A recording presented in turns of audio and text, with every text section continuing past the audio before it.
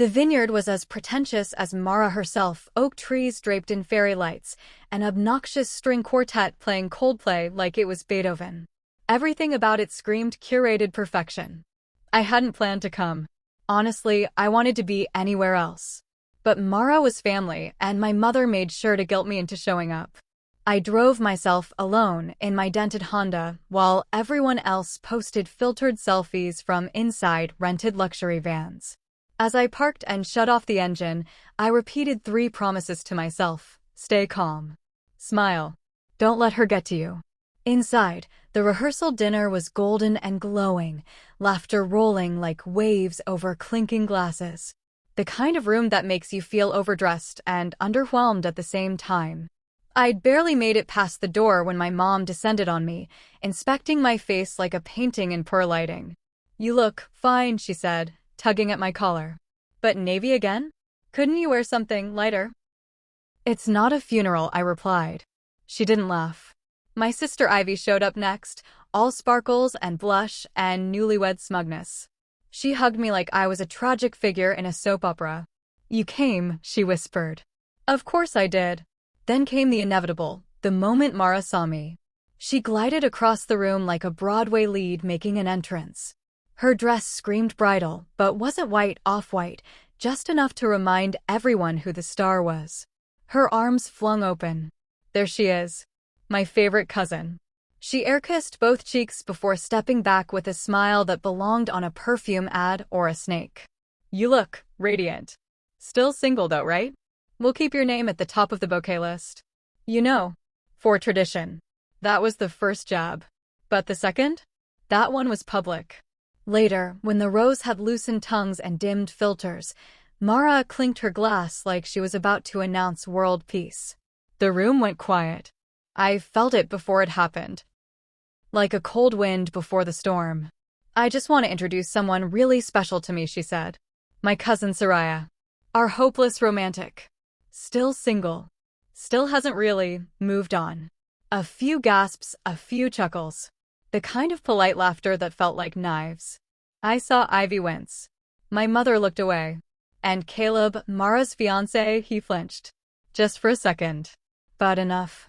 I wanted to disappear. But instead, I smiled. That's what you do. You smile while your dignity gets stripped like wallpaper. Then a voice spoke. Calm. Clear. Male. Soraya. I turned. Everyone turned. Nikiko Valen. He was Caleb's best man, quiet and magnetic, the kind of man who didn't speak unless it mattered. Tall, well-dressed, unreadable.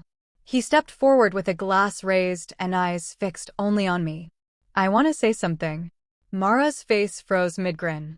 "I met Soraya a few months ago," he said, voice steady, before Mara ever introduced us. "She doesn't know that." The room stiffened. My breath caught. I was at a small book event in Brooklyn. There was this woman giving a reading, funny, brilliant, brutal in the best way. That was Soraya. I didn't know who she was then, but I remembered her. Not just the words. Her presence. Her clarity. He looked at me again. Sometimes the strongest people are the ones who say nothing.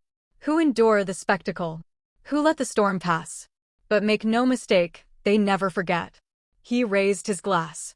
To those who rise without screaming. Silence.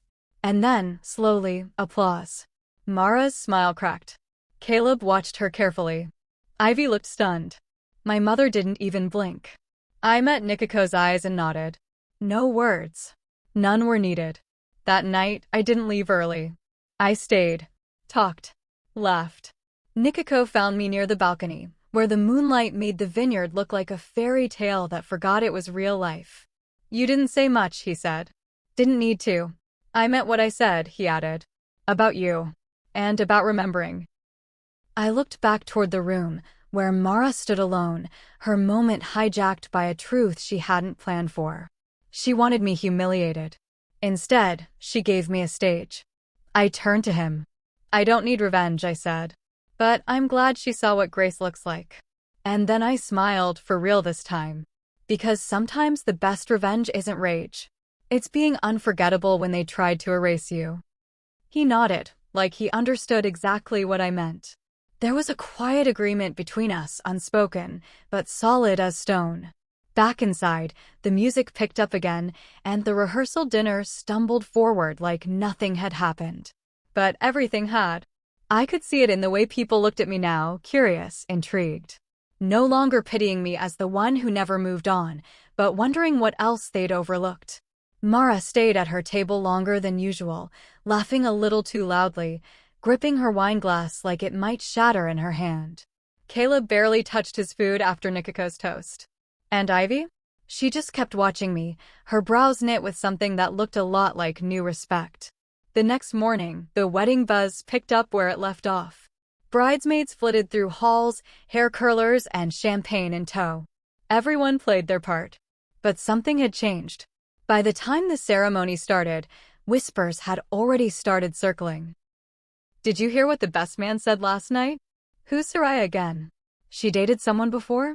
Or was it Caleb? Let them guess. Let them fill in their own blanks.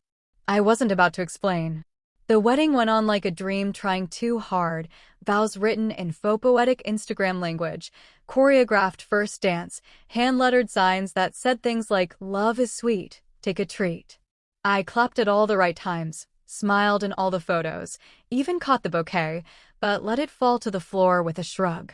People laughed. I laughed louder. Later, at the reception, Mara tried to reassert control. She cornered me near the dessert table, her glossed lips pressed into a frozen smile. "You looked surprised last night," she said, voice syrupy. I didn't mean anything by it. You know how I am. I held her gaze. Calm. Still. "I do," I replied. She shifted, clearly thrown off by my poise. "It was just a little joke." "Sure," I said. The kind that says more about the person telling it than the one it's aimed at. She blinked. And for the first time in her life, Mara didn't have a comeback.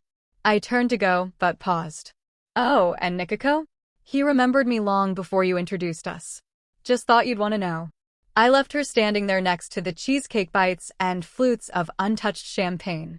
The rest of the night I danced, not to be seen, not to be admired, just because I felt like it. I laughed with strangers. I chatted with Ivy like we hadn't drifted. And at one point, Nikiko asked if I'd like to go outside for some air. We didn't talk much. We didn't need to. By the time I drove home the next day, the playlist Ethan had made was gone. Deleted. Replaced with silence that finally felt like peace. I didn't look back. Didn't check social media. Didn't analyze Mara's posts for subtle digs. I didn't need to. Because revenge didn't come as fire or fury, it came as grace. As dignity.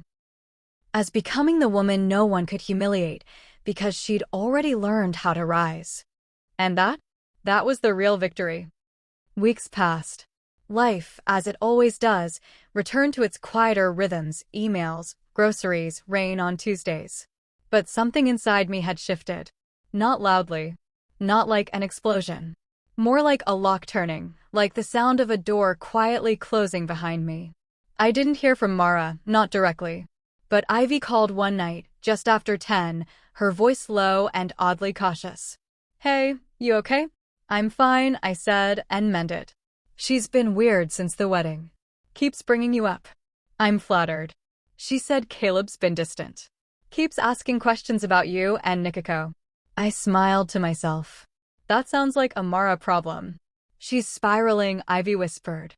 "Like, she's not used to being the one outshined." "No," I said. "She's used to being the one who controls the spotlight." There was a pause on the line. "I'm proud of you," Ivy said. "You were brilliant. You didn't even need to say much." And Nikiko, he knew exactly what he was doing.